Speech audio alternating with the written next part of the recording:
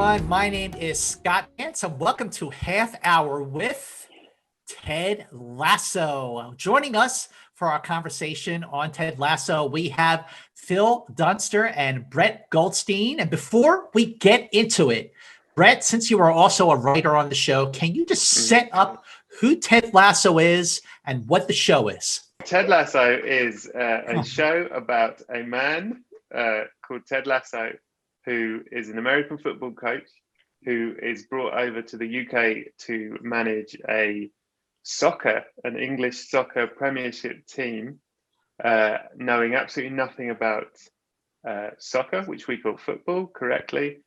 He knows nothing about it, and it's about how he affects the team and how the team affects him, and all sorts of other stuff happens. And this is, I could not sum it up better. Actually, that is perfect. So before we go any further, let's take a look at a clip of Ted Lasso. David, can I ask you something? It's 40 kilos, do 3 sets of 10, and then I alternate between buys and tries. I don't give a shit while you lift, you little pretty boy. Yeah, you do, because you asked. Can you kill 40 kilos? Oh, but I can use your balls as a speed bag. Do you want to try that? Not especially. Do you even understand the influence you have on this team? I'm the shit. No, you're a bellend. But because your right foot was kissed by God, the boys look up to you. It's made me question my own faith. So when they pick on Nate, and you laugh... Yeah. They think it's okay. Right, because Nate's a weak baby and he can't do anything about it.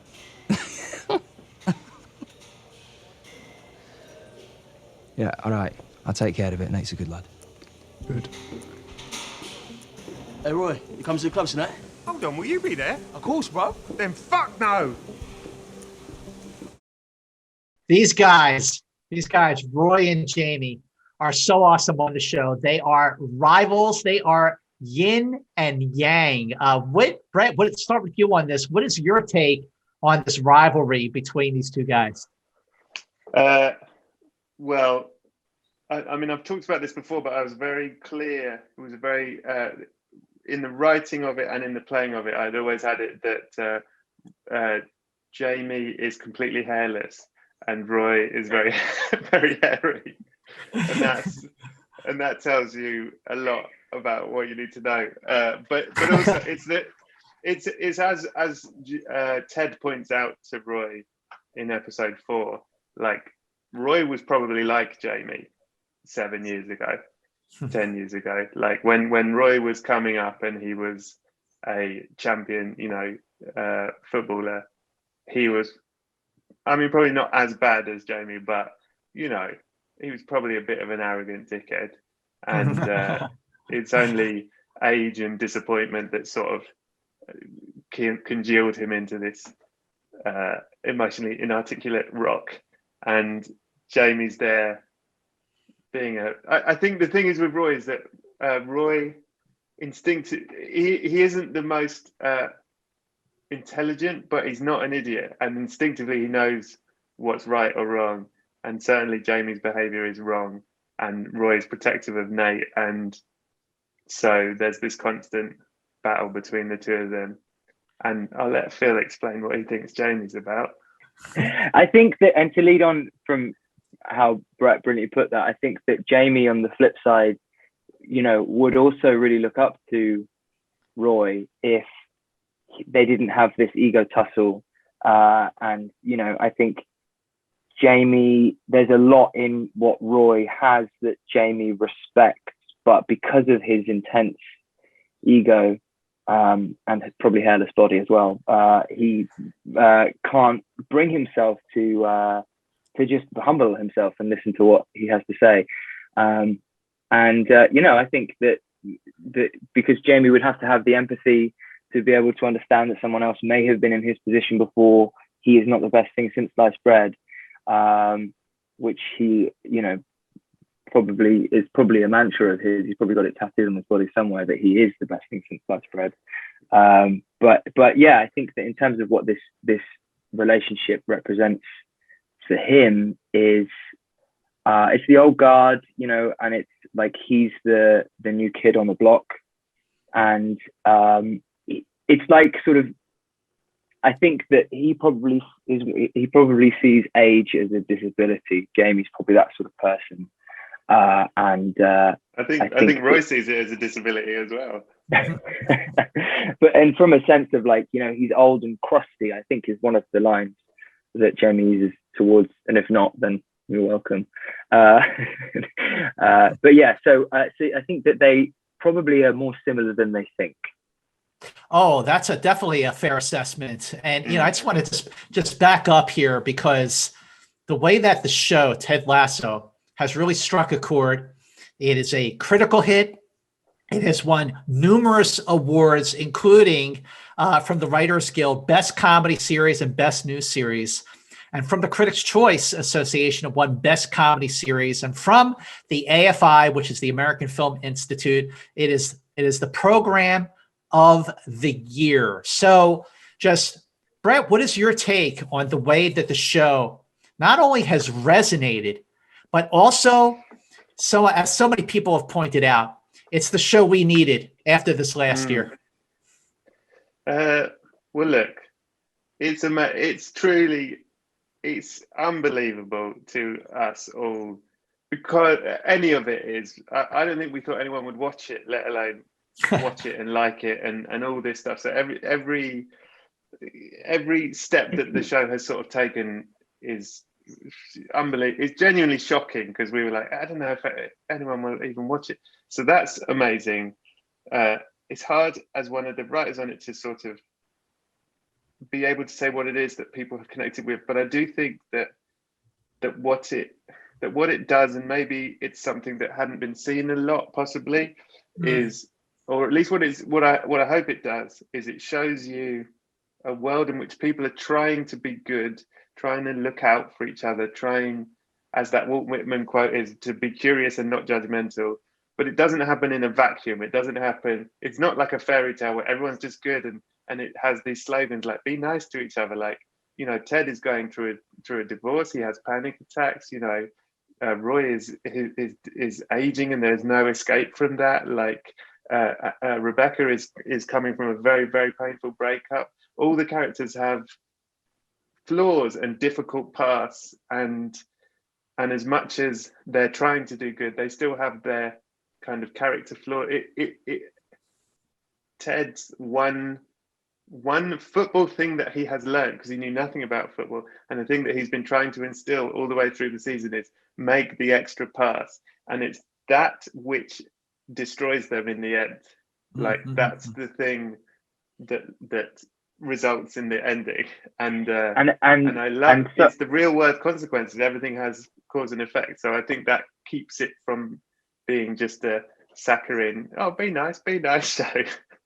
There's still a conflict within that, but I think one of the beautiful things that the show tries to do is just, you know, reapproach it, and I think it's a really wonderful idea that, you know, that they should not be judged upon wins and losses alone. It's, you know, can they be the best versions of themselves? Which, you know, it's a really lovely idea, and as Brett says, it doesn't exist within a vacuum. And so that, I think, you know, if we may be so bold, I think is one of the things that they have done incredibly well, that Brett and everyone has done incredibly well to actualize in the show in the end. You know, one of the things that I was really able to appreciate by watching the show a second time, and I have to stress here that watching the show a second time was so rewarding. I got so much more out of it, including the fact of how much I was able to appreciate, Brett, something you just touched on, is how this is a true ensemble. I mean, yeah, the show is called Ted Lasso, but it is absolutely a true ensemble. Everyone has a backstory. Everyone has their own separate flaws. Everyone is a fully realized character. So as one of the writers of the show, like, how did you tailor the characters, the writing of the characters, to the actors who played them? Oh, that's a great question, and I'll tell you, there's kind of two parts to it. One is the character, the writing of the characters is, you know, it's a long process. And there were 2 weeks we were in the writer's room before we even talked about story. We did 2 whole weeks on just characters, everyone telling stories from their lives and kind of building this board of these characters. And then how would this character relate to this character? And until you have this whole thing. And it's a belief we all the writers have, which is everyone is 3-dimensional. So even if you have a person like Jamie, who seems to be a dickhead, it's like, it comes from somewhere. So where does it come? At what point in the story do we get to unveil that, to let it out through storytelling rather than just having someone say he's all right really because of this, you know? But then once it was cast, and that is where I feel really like everyone's intention on Ted Lasso was big. Everyone put their heart and soul into it, but that doesn't necessarily mean it's going to work. And there's a part of me that thinks I won't sound like a dickhead, but there's a bit of magic in Ted Lasso, because that cast, I take myself out of this, that cast across the board is amazing. And also the chemistry that everyone has together. That is a bit of a lottery. Like, you can cast amazing actors, but they might not quite fit. And yet everyone does. And in terms of then writing, once it was cast, once you then know the actor and their voice, you can then start tailoring the character more and more to the actor. And I think the most extreme version of that is Keely's Juno Temple, because that character I think was written quite differently before we met Juno and started working with her. And once we discovered like her rhythm and how she's funny and how she does blurt things out, long sort of thoughts come out in one go, it's like, that's funny, that's how she is as well, it's true to her.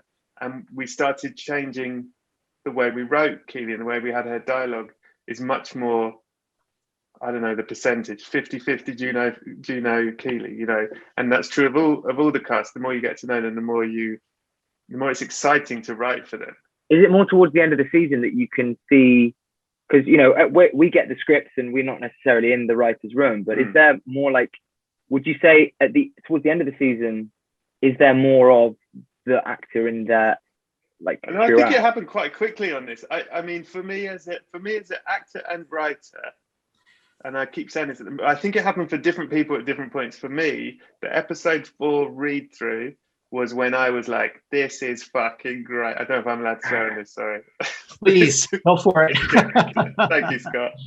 I was like, everyone's in it. Like, this is cooking. You know what I mean? It felt like everyone gets their parts, everyone's doing it. But from early on, we were writing to the actor, and then it just became more and more. I think even in the first episode, there's slight tweaks just from hearing everyone in the read through and stuff. Maybe not, maybe from 2 onwards, but it grew and grew and grew. And that's why Jamie, you know, the more we got to know Phil, the more we could push Jamie into a dickhead, because but also it's, and I say this because he's very good at it. I'm not saying it just comes naturally. I don't know. He's very charming and funny. And there is an inherent charm and humor in Phil that it does mean you can push it quite far, because I think you're still going to like him as an audience. Whereas a different actor, you might have to tone it down a bit, because you go, we're going to lose them. You know what I mean? Mark, I gotta say, Phil. So with the trajectory that Jamie takes, it would be kind of easy to sort of love to hate the guy, but you still love him. Like, there's still empathy to him. How do you sort of keep that empathy going when, you know, as Brett pointed out, he does act like such a dickhead? Well put. Borrowed from the words of Roy Kent himself. Thank you. That's very kind. I think that what it is, I think when any actor approaches like a part or a script, I think that you have to try to look for the things that you have in common with the person. And at the end of the day, if you're going to try to play a character, you need to be able to defend them. I think you need to be able to go, okay, well, look, there's a reason they're doing this, because otherwise you're not, there's nothing behind what you're saying, what you're doing on screen, you know, without being too highfalutin for it, you know, sort of too highfalutin about it. It's I think you've got to find the honesty within what they're doing. And I think that what I really wanted to do was find the bits where you go, yeah, I can sort of see. I mean, I wouldn't have done that, but I can see why he's responded, you know, in the way that he has. If somebody's come from the position where, you know, as you find out, he has a tumultuous relationship with his father, maybe you can understand why he's responded to Roy and, you know, a challenge of you know, of ego in that way, or, you know, when Ted is trying to teach him something, a paternal figure trying to, you know, offer maybe an alternative perspective on something, on his abilities.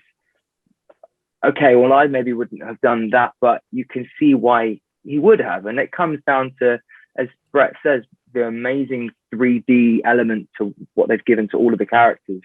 You know, I think that it's, you know, without trying to be too self-effacing, it really, the writing in this is, you know, and from some, you know, if the writing is just exceptional, and you just need, it's one of those brilliant things where you just need to get out of the way of it as an actor. I think when push comes to shove, you can just let the words speak for themselves, which I know sounds a real, you know, pat on the back of the production, but it, you know, I just think it is, as somebody who loves TV and films, I think they do such a great job, and I really enjoy reading the scripts, because like it makes sense for the characters to feel that way because we know who they are, and it makes sense for them to do that in this situation. So I think, in answer to your question, I think that it was just really being able to like respond to what the character has been going through and just try to respond in as honest way as you know you can. Well, before we go any further, let's take another look at a scene from Ted Lasso. When I was coming up, there was this old geezer at the club, Doug Stashwick. He was always on me, hated each other. Do you want to know how we won the league? No. It was the same shit Yankee Doodle was peddling. He sat me down, he said, let's get it all out there. You tell me why I'm a prick, and I'll tell you why you are. You're a nasty bastard. No, I'm going first.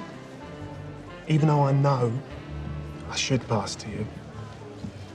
You're so selfish and arrogant. Every time I do, it makes me want to fucking puke. You know, I had a poster of you on my wall when I was a kid. I used to love watching you play. But you're not the player that you used to be, and just because you won a few trophies, you walk around here expecting everyone to kiss your ring. Yeah, I can be like that.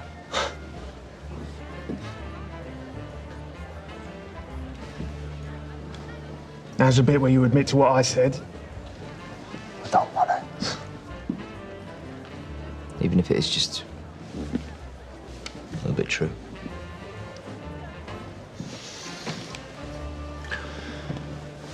You and that Doug bloke, you ever become friends?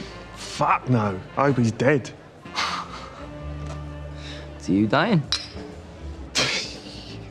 That scene just shows how much depth there is to these characters, how fully realized they are. This is a true ensemble series. Everyone, Higgins, Nate the Great, you guys, there's so much depth to these characters. And Brett, I want to ask like just how important it was to establish Ted Lasso as an ensemble that is even more appreciated by watching it a second time. I think I love you, Scott. What's the? I don't even know what the question is. I was so dazzled by all the nice things you were saying. Like, yeah, great. Yeah. What was the question part of it after you said all those really nice things? The question is about just how important it was to make the series a true ensemble. Well, I think it always was. It was always intended that way, and we work very hard. What is difficult, and it's even more difficult in season 2, is it is an ensemble, and everyone's, again, taking myself out of it, everyone's fucking great. So it's and you know, it's a sitcom, so there's a length that the episodes should be around, and it's hard when you write these scripts and you love these characters so much, and you have all these stories to follow, all these people.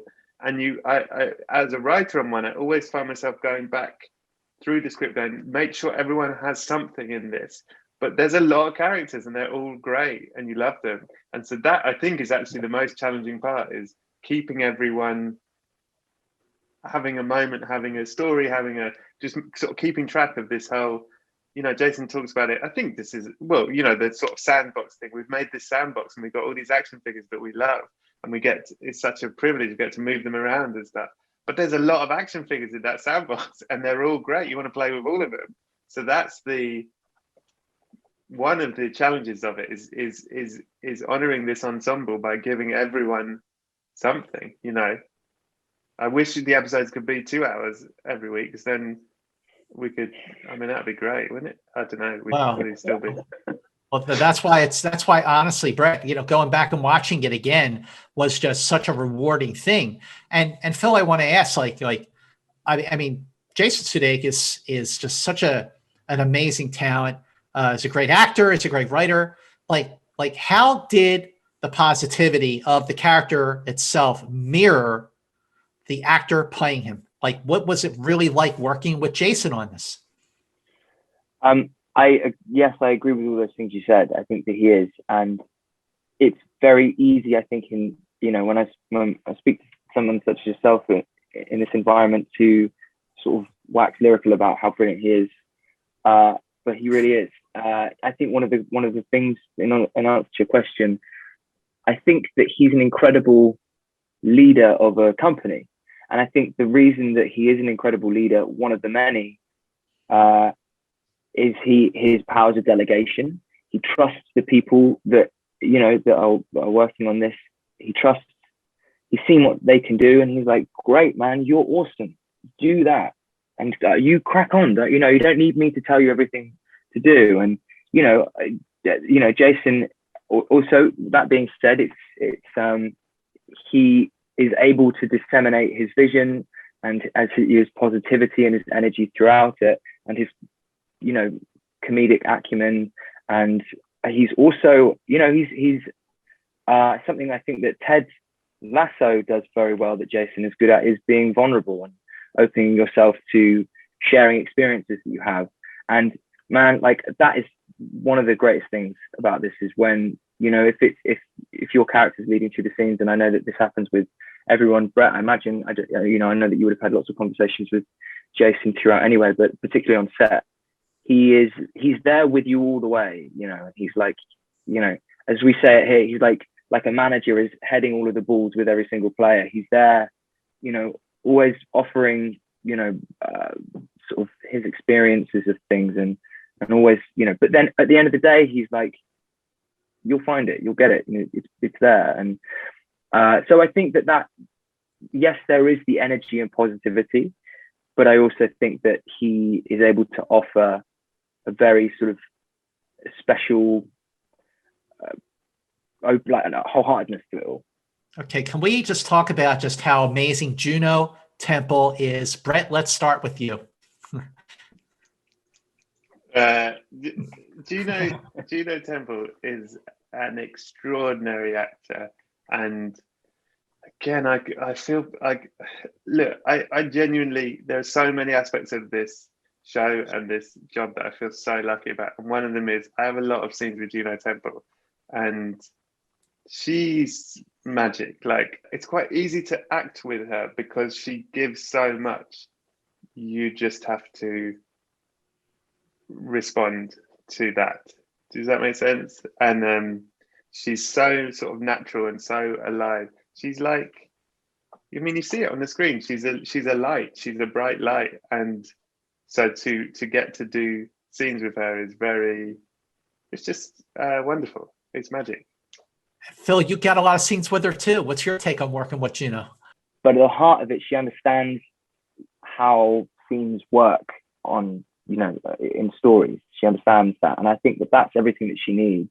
And she is just this like incredible sort of fairy of an actor who is just magic. She can just sprinkle her magic on it. And like, she is also in between scenes.